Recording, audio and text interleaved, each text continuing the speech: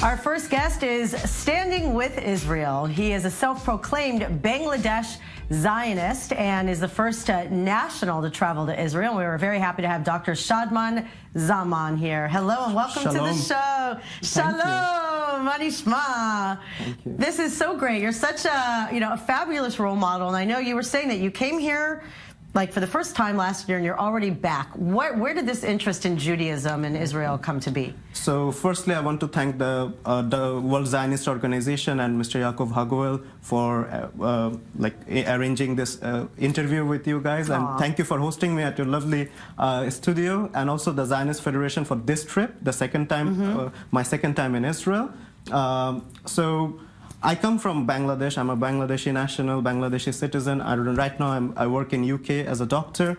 And coming from Bangladesh, a Muslim majority country where you are taught to hate Israel in the society, in the school, I was lucky enough, fortunate enough to be born in a well-connected, politically connected, powerful, and also, open-minded family where I had my grandfather, who was one of the earliest Bangladeshi Zionists. So you can say I'm just following up on him. And also a fun fact is that my great-grandfather, my mom's grandfather, served in the British military in Alexandria and Benghazi during the Second World War as a doctor. So I just think I'm working on the family footsteps. Wow. Yeah. It's really amazing. So, but I mean, you really put yourself out there in a way. You were saying, like, you started being interested in Judaism as a young boy. I started being interested in Zionism. I read the book A Case for Israel by Alan Dershowitz, thanks to my grandfather, who got the book smuggled in from Singapore at the age of 12. And you can say my induction to Zionism began at the age of 12.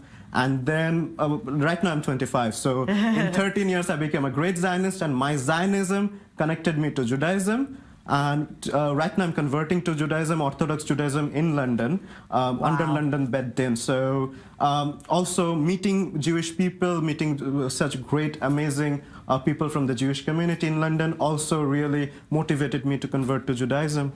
It's really, really unbelievable. Now, I mean, what's it like? I mean, this is a big deal. You're making history by being here and this is historic. I know, thank you. But the thing, I know I'm making history, but I'm also making a statement. I want to use this platform to tell people from Bangladesh especially that Israel is a democratic country, a democratic state which provides equal rights to all of its citizens, which I saw in this trip, in my first trip, which provides equal rights to all of its citizens, irrespective of their religion, ethnicity, color. And I sincerely believe Bangladeshi people and also Israeli people, but Bangladeshi people would benefit greatly by being friendly with Israel. And I hope, Bezrat Hashem, very soon that day is going to come when Bangladesh and Israel will be friends. Well, listen, it's so great that, yes, first of all, it's a pleasure to have you, but for you to have this platform to do with this. However, you can't now go back to Bangladesh to actually talk about your beliefs. The thing is, I can't go back to Bangladesh because I'll be charged with high treason at the airport, because my passport says this passport is valid for all countries of the world except Israel. It literally says except Israel. Except Israel. It literally says that. But my parents are there, and I hope I can go and visit them someday in my country, and my friends are all there. So I really hope so. How do your friends and family feel about this? About the conversion or about Zionism? Yeah, just about the conversion. Obviously, they're Zionists, but are they going to get them to come to England and do Shabbat with you and things like this? I would love to. The thing is, conversion, my dad, as I said, is an atheist, so he's okay with it, sort of. He says,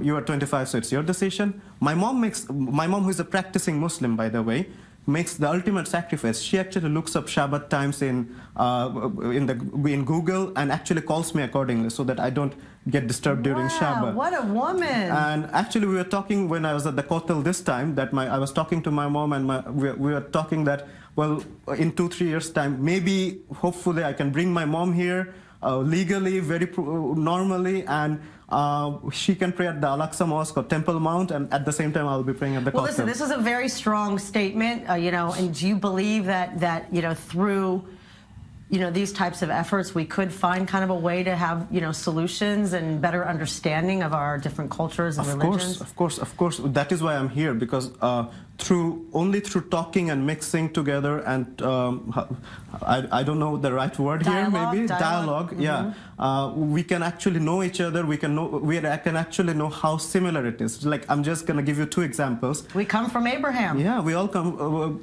but that's the religious example. The cultural, you know the word pita. Pita means bread. Pita also means bread in Bangladesh. The word for carrot is gajor in Bangladesh. No way. And gezor in Gezer in Hebrew. So your Hebrew's going to be better than mine in no time. Well, I'm trying to learn. Wow, really, it's really amazing what you're doing. And let's also talk about, just the fact of, what's going on in your country. I mean, is it getting worse? It seems like there's a lot of, Islamic zealots that are really kind of infringing on just basic Sunni, what is it, 85% or 87% or Sunni Muslims? Sunni. Yeah. So the thing is, the current government is a socialist progressive government, but there, as you said, there is 87% of Sunni Muslims, and most of them are indoctrinated into the Wahhabi ideology, which actually calls Jews with worse names that I don't want to mention. So was it really, growing up, did they really actively say bad things about Jews in Israel? I was always told Israel is the root cause of all problems. Jews are, even in some of my school textbooks, it was said Jews are the mirror images of Satan and all those things. So I really thank my grandfather who actually indoctrinated me into Zionism. We got to do some research on your grandfather. There's something going on with his family. Unfortunately, he passed away last year because of thyroid cancer. But he knew I was coming to UK. So he told me that the first country I should go once I get a British permanent residency is Israel. I didn't wait. I just came with a Bangladeshi passport. Well, your grandpa is a fine man and a good role model. Thank you so much.